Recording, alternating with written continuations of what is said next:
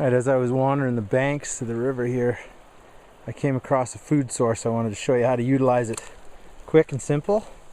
This is a anthill, and it looks to me like they're just your run-of-the-mill black ants. So they're not biting ants, which is good. Red and black will bite. Red definitely bite, and of course there are worse than that. If this was fire ants, I'd already be on the run. But these are just black ants. I'm going to show you how to harvest their eggs quick and simple.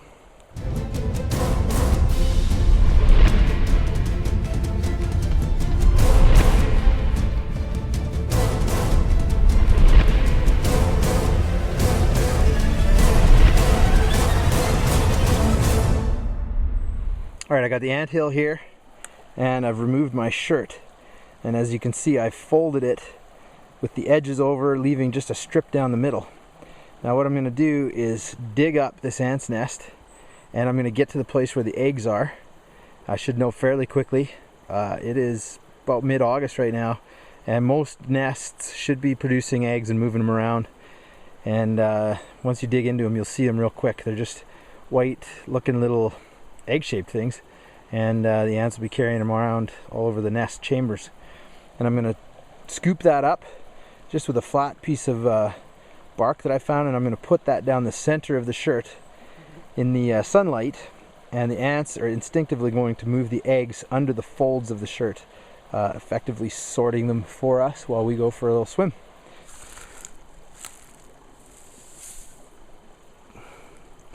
And we got them stirred. Oh yeah, look at that. So we're just going to take as little debris as we can and just scoop that down the center. Now these are red and black ants, so they're already latching onto me here. So I might want to, well, we're just going to do this. I'm going to do it as quick as we can. Move these guys along. This is a great anthill because it's so loose. It's just pine needles.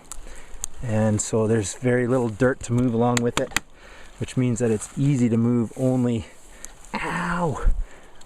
ants and eggs with very little debris. So these guys are probably right ticked at me right now. Here we go. Scoop them right down the middle there. Man, between the deer flies and these little frickin' red and black ants, we're getting chewed up. It's alright. Okay. Now we're just gonna let this sit for about 20 minutes, and you can see already they're moving stuff around. How's that for wild America? Alright, let's have a look at our shirt here. What kind of results we got from this little effort. Oh yeah, look at that. Look at that right there. All of those eggs on that side, and they're already starting to move them, and we got tons of them on this side as well as I flip them over right here. You can wrestle them away from the ants. Right there is an ant egg, and that is 100% food.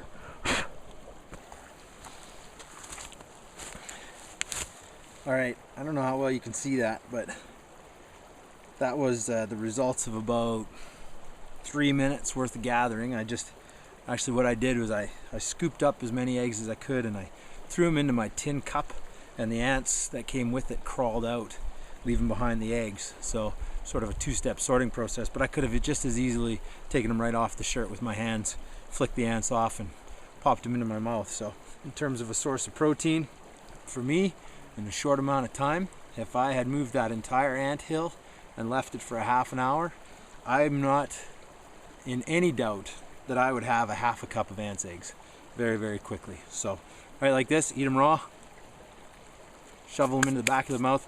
They got a bit of a buttery taste to them, kind of, I don't know, kind of tasteless really in some ways, but and they got a little bit of a crunchy shell. So again, please be sure of your ants and what kind they are. These were red and blacks. They did indeed bite. They didn't hurt too bad, but they were annoying. So please be careful if you're going to use this as any kind of a food source. Other than that, there you go, quick food source along the river.